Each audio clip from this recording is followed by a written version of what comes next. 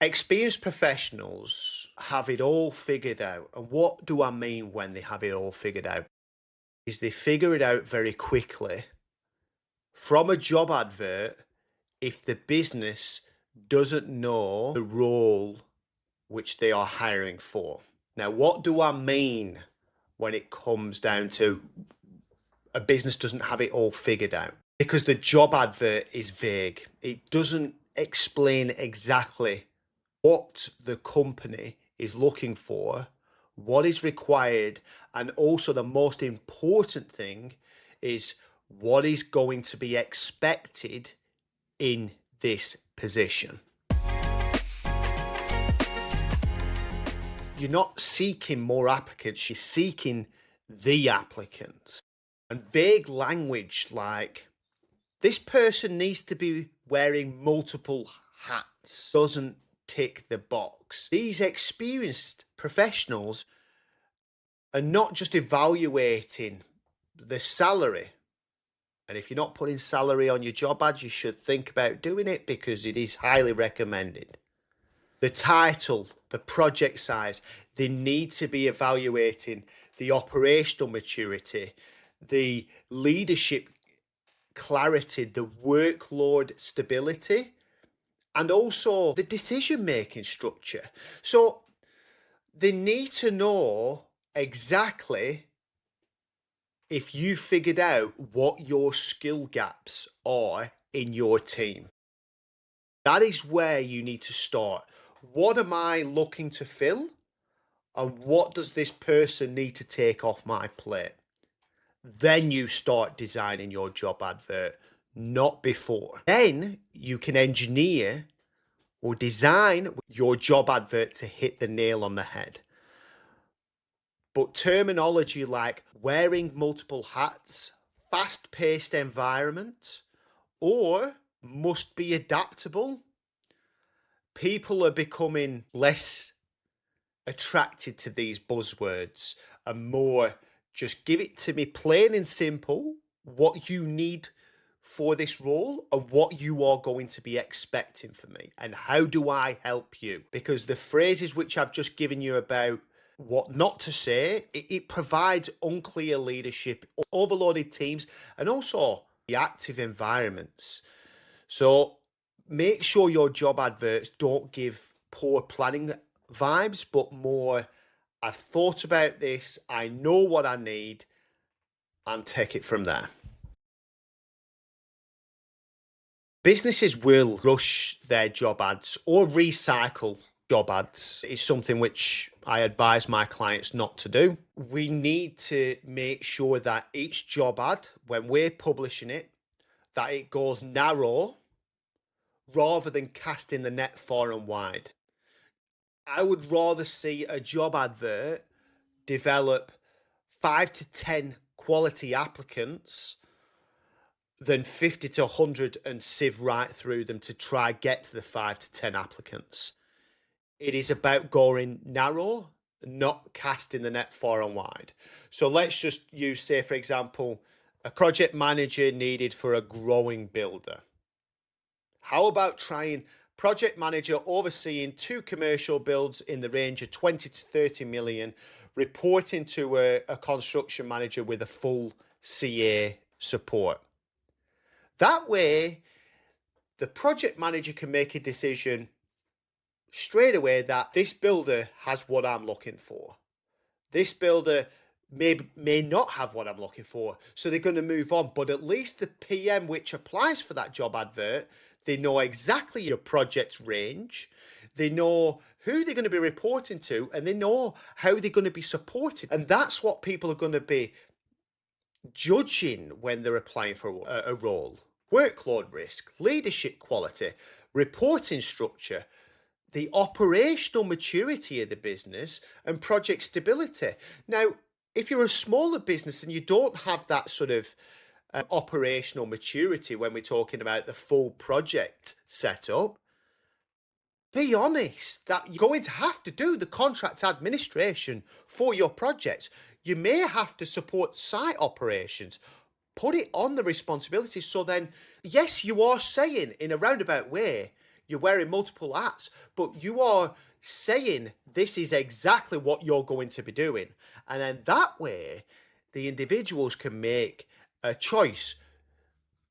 Am I geared up for this role or not? Do I want to step into being a site manager, project manager, and CA or not? And that is why experienced operators do prioritize predictable job adverts. They create clarity so that it develops into trust. It is clarity at its best. Now, I'm not grilling you on maybe doing this intentionally. Sometimes it is unintentionally creating vague job ads, but you need to write it internally before you post it externally. And I know it sounds cliche, but we need to get into the minds of whether it be if you're a larger business, your hiring manager. We're not just recycling old job ads and just posting them out. I've seen this before where on the job advert it said September 2023 last updated. That is not going to be attractive to people.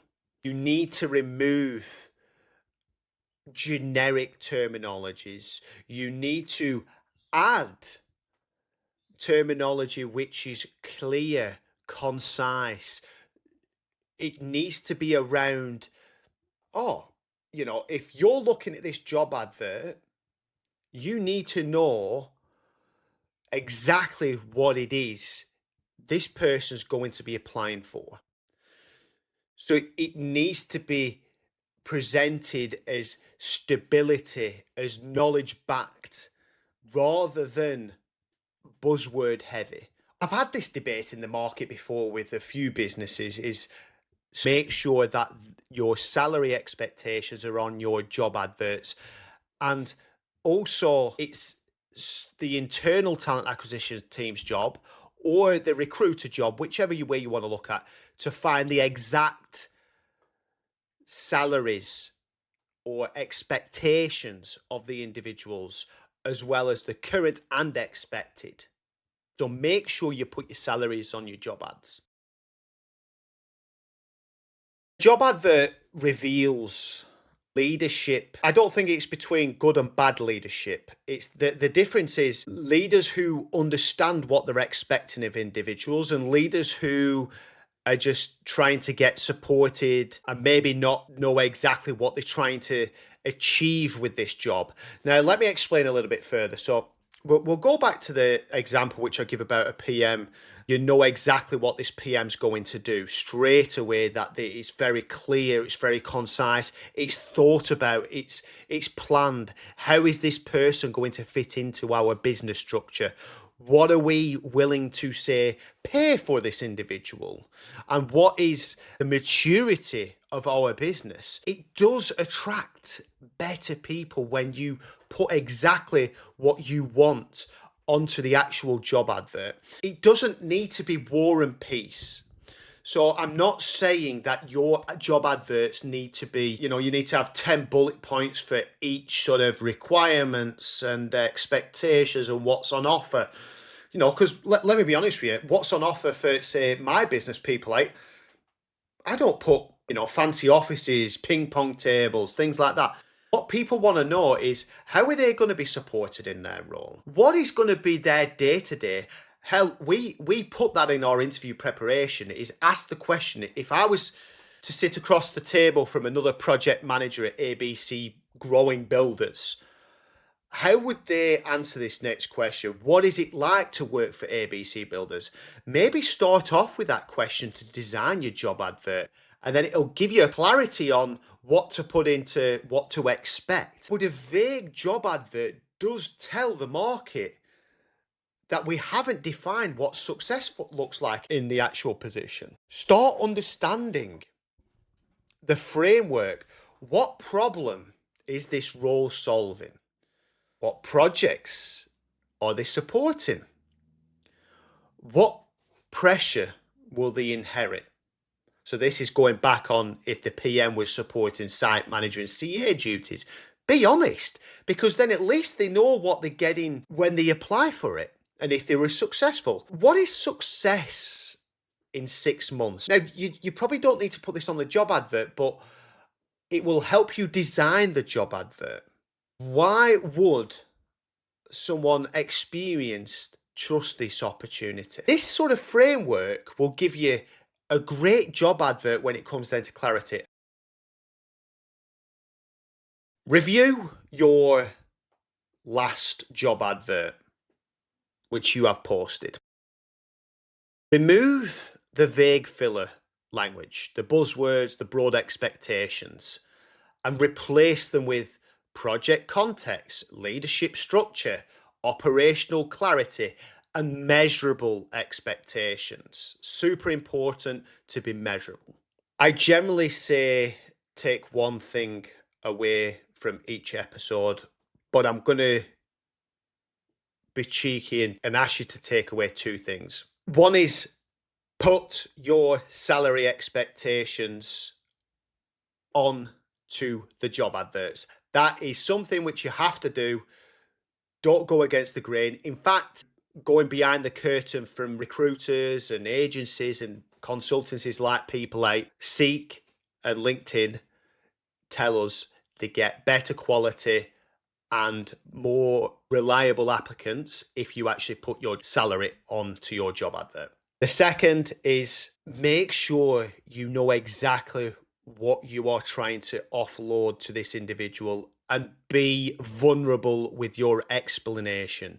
Make sure you're addressing skill gaps, not just to put a bum on seat with a title. Your role needs to address a skill gap, not just a project load or anything like that.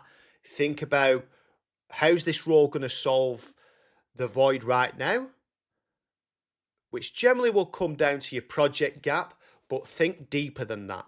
Think, how's the role going to be supporting in 12 months? What is this going to be taking off my plate? If this episode was useful about job adverts, then please give Leader Scout a follow. Hell, leave us a review.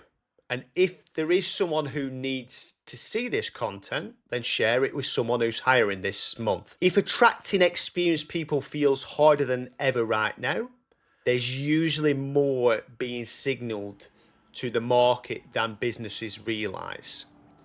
Thank you for listening. I'll see you at the next episode. Break it, build it, and share it.